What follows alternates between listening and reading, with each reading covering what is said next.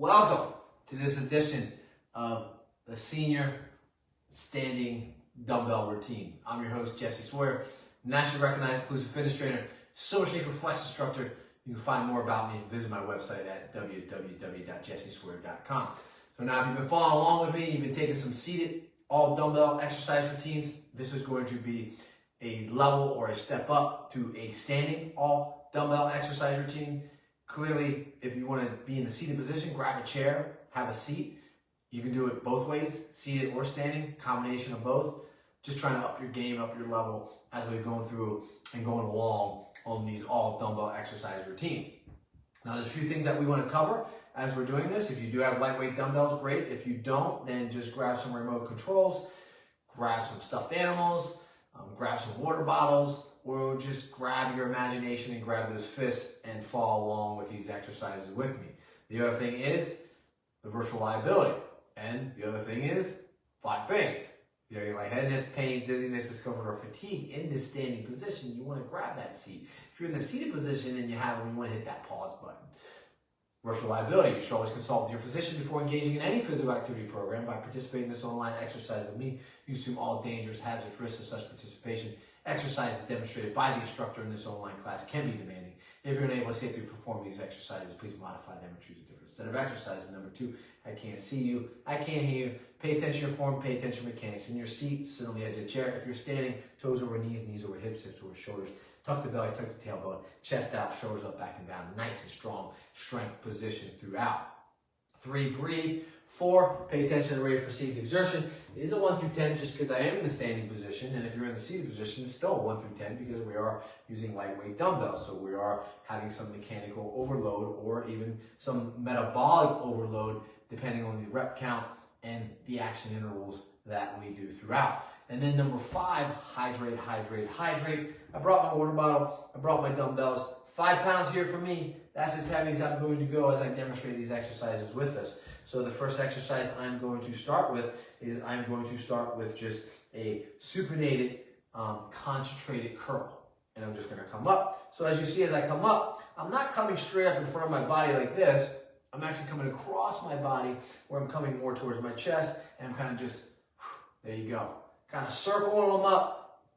Diagonal, looks like this, nice and tall.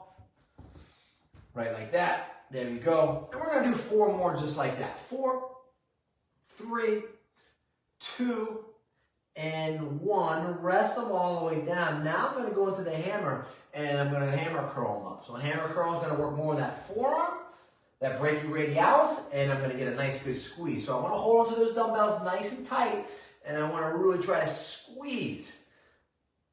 There you go. So I was telling someone the other day in regards to this, and I said, my mom back in the day, she used to have this apparatus that would sit on the table towards Christmas time, and it would crack nuts. And I was like, I couldn't forget what it was called. And someone said it was a walnut cracker. So if you think about that walnut cracker, where you're squeezing that walnut cracker, putting that walnut in there and cracking that big round ball with shell, that's what you're trying to do with the hammer curl. You're trying to really crack and squeeze the forearm into the bicep. So the brachioradialis into the brachii.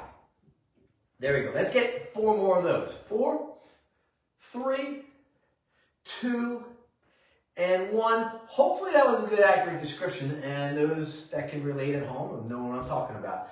Now we're going to go into the pronated position, and again, I'm in a standing position. If you're in the seated position, those dumbbells are going to probably rest right on your thighs, just like they're resting on mine. Elbows are nice and tight to that rib cage, and I'm coming up, and I'm doing the exact same thing. I'm taking that walnut cracker, and I'm cracking those walnuts, just in a different position. Woo, there you go. So they're not going to come towards the chest more. They're going to come up towards the shoulders more on this one. 8, 7, 6, nice and tall. 5, count them down with me. 4, 3, 2, and 1. Rest them all the way down. Grab your hydration if you need it. Pay attention to that posture. Make sure you breathe throughout. Next exercise I'm going to do is I'm going to just push them out to the side. So I'm going to actually have my thumbs on top of the weight right here like this. You can see my thumb from there. And then I'm going to have the other 4 fingers, or my dexterity, on the handle. However, when I say push them out to the side, if you look on the direction I'm pushing, I'm actually taking a slight bend in that elbow, and then I'm going to push the pinky out. So I'm pushing the pinky out and pushing back. So I'm trying to hit the rear delt on that push. And I'm in a nice standing position. If you're in that seated position, this might be a little more difficult because you're going to have to elevate your arms and push back. So you're actually going to be putting a lot of strain on that shoulder just because you're in that seated position. It's going to be really hard to push those arms back, especially if you're a wheelchair or a lazy boy. So I'm going to show you again. Again, I'm kind of leaning forward as I do this motion, and I'm pushing back. So if you are in that standing position, there is a slight lean with your body weight being displaced forward, and I'm pushing those elbows and that pinky out to the side on more of a diagonal. So that's 8, 7, 6, 5, 4, 3, 2, and 1, and then I'm bringing them back in, resting them, letting those arms sublux. I'm letting my shoulders get pulled down, and then I'm going to place them in the front of me, right? Thumbs again, still up on that 5, on that dumbbell. They're in front of me now like I'm skiing, right? I got my skis. Not necessarily, I'm not a really good skier. But then I'm going to pull back and elbow behind me. So now I'm taking those elbows and driving those elbows back and up, and I'm trying to squeeze my scapula or that chair behind me. Whew. Here we go. 8, 7, 6, 5, 4, 3, 2, and 1. And you're probably saying, Jesse, why are we doing some of these types of exercises? We're doing some of these types of exercises because you're sitting a lot. So when you're sitting a lot, what's happening is those back muscles are getting weak and those traps are getting tighter, and that neck is just forward flexion, and then your abs aren't being utilized. So we want to really tuck in that back belly, tuck in that tailbone, nice and tall. If you are leaning forward a little bit at all, you're going to be having to engage that stomach, especially in that standing position. If you're in that seated position, do the best you can, because I know some of you have lost some of that abdominal strength due to your injury. This is where you get the hydration break when you're coughing. Again, moderate to intense. You can talk, but you can't sing. So we don't want to be singing in here. We want to be working in here. Same thing again, but this time I'm going to go into the supinated position. I'm going to push them out in front like I'm about to curl them, so you can actually fake curl, right?